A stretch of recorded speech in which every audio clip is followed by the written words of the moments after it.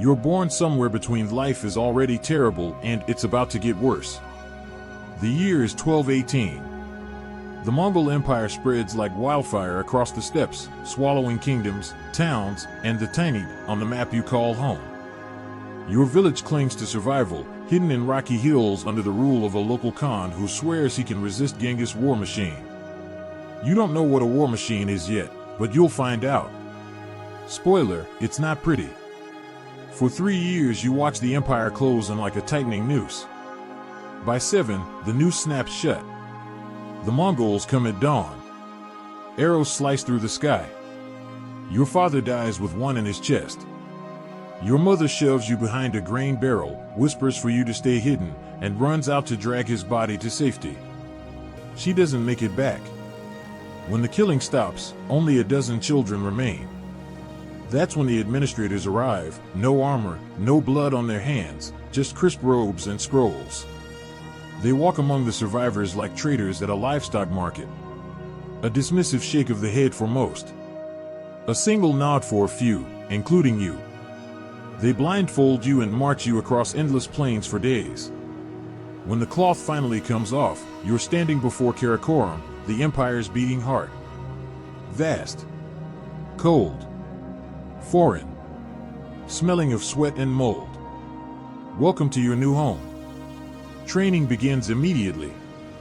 No orientation. No here's where the bathrooms are. Just drills designed to break you or make you. You cry the first night. By the second you're too exhausted to cry.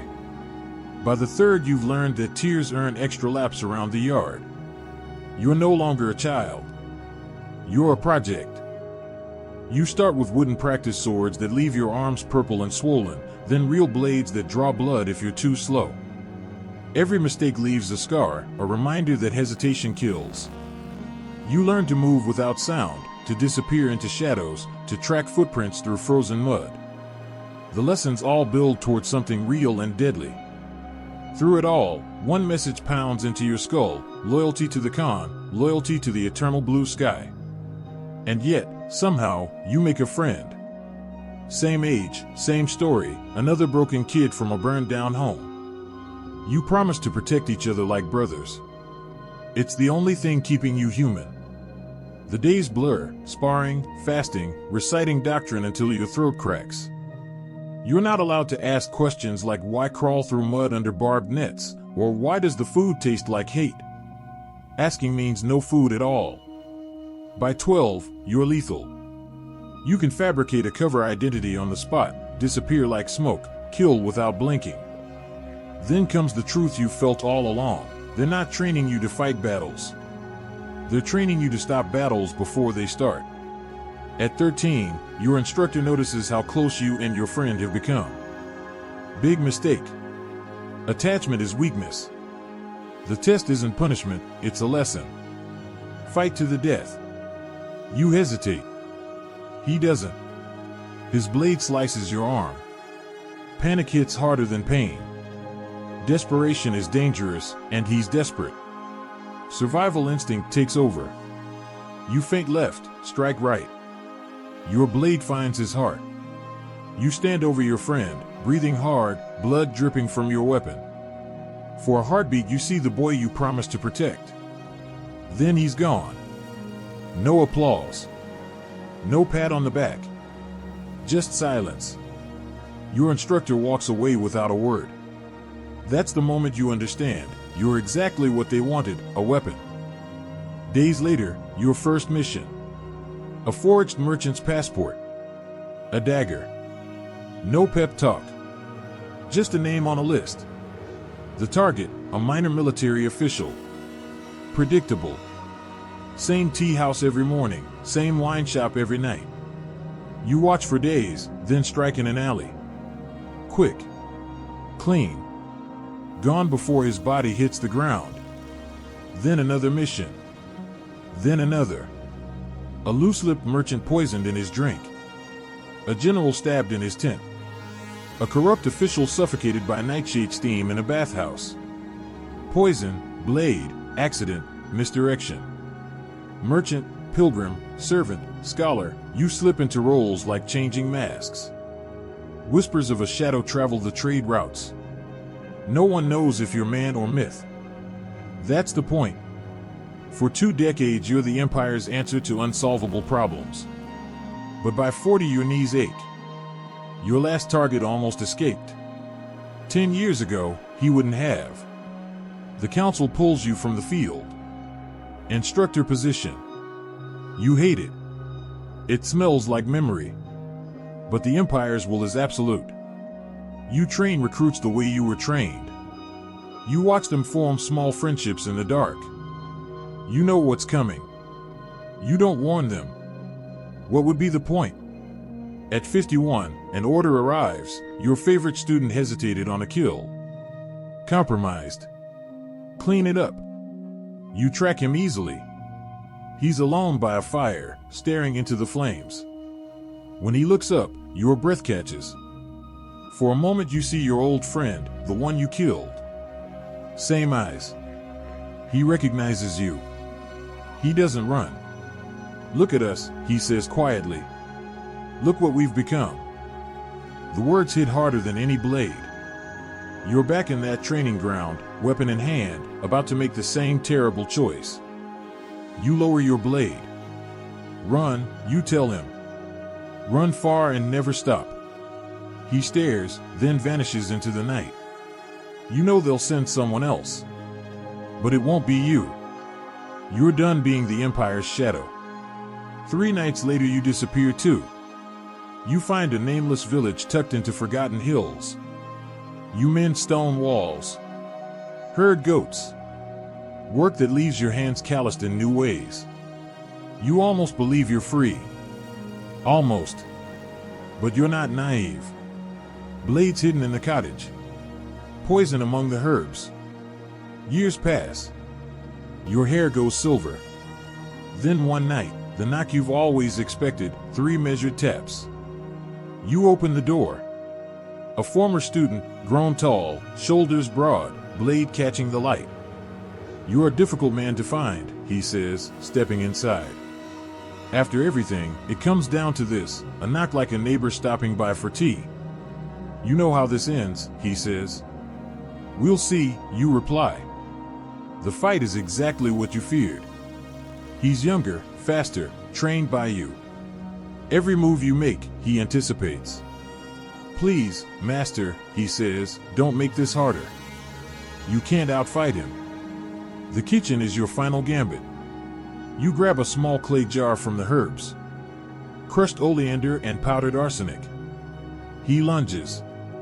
You smash the jar as his blade drives through your chest. A gray cloud blooms. His eyes go wide. He collapses first. You follow, gasping. The poison burns. Your vision blurs. At least you brought him down with you. Darkness closes in. The Empire never lets you go. Once you're theirs, you either kill for it or die for it. Different time, same story. Medieval England. Mud roads, cavities, and short lives. You're a peasant now. Parents bent over the Lord's fields. Your future carved in dirt, shoveling manure, milking goats, dying by 40. Fun, right? At 15, something snaps. Out in the fields at twilight, back aching, same scent of livestock. This can't be your life. No plan, just a direction. Before sunrise, you run. The nearest city is a smoky sprawl of cobblestone and noise. You find work sweeping alleys, carrying sacks, scrubbing chamber pots. It keeps you alive. That's about it. Then you see him, a bounty hunter riding into the square with an outlaw tied behind his horse. No lord. No leash. Just knives and silver. That's when it clicks, I can do that. You start small. A petty thief caught drunk in a haystack. Dragging him back is harder than catching him, but you get paid, 1 silver coin. More than your family sees in a month. You're hooked. The next jobs aren't easy. No more pickpockets. Now it's men who run, who fight, who stab you in the leg with a fork. You adapt or you bleed. Slowly you learn which leads are lies, which tracks are fresh, how to fake confidence when a man twice your size is about to swing. Eventually you buy a horse. Not a good one. She bites and bucks, but at least you're not walking. At 20 you're faster, sharper. Not a veteran yet, but not green either. By 30 you've mastered your craft. You can track footprints through rain, read lies in a heartbeat, end a brawl before it starts. Your reputation arrives before you do. Guards wave you through gates. Taverns give you the good rooms. You're not a knight. You don't serve a crown. But you've built something. A name. A life. Then one bounty makes you hesitate, a young stable hand who struck back at his lord. You take him in, but it sits wrong. You tell yourself you're done with jobs like that. Years roll by. You're 40, a seasoned hunter with gray hairs and scars. People still call you a legend, but you've slowed. Cold mornings hit harder. The weight of the bodies feels heavier. And some people are starting to notice. One evening you take a bounty poster from a stranger in the rain. A woman mid-30s. 2 years ago she robbed a noble whose taxes starved her village. You saw her at the market recently, holding a little girl's hand. The reward is enough to live like a lord. Enough to make you hesitate. One last job, you tell yourself. Enough to leave this life behind. You track her to a shack at the edge of town. At night she steps outside, child nearby. She sees you and knows. She runs. You follow. Your knee locks up. You nearly lose her but push through.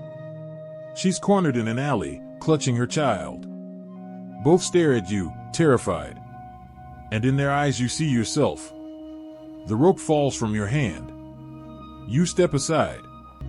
She whispers thank you and walks away. No silver. No glory. But something in your chest feels lighter. A few days later you're in a tavern. You glance at the wall. A bounty poster. Your face. Looking the other way. The irony sinks in, you on a poster. Then the sound of a knife being drawn behind you. You turn. A younger bounty hunter, bigger, stronger. In that moment you know it's over. Either now or a noose. You reach for your blade, knowing exactly how this ends. But hey, at least you didn't end up a peasant.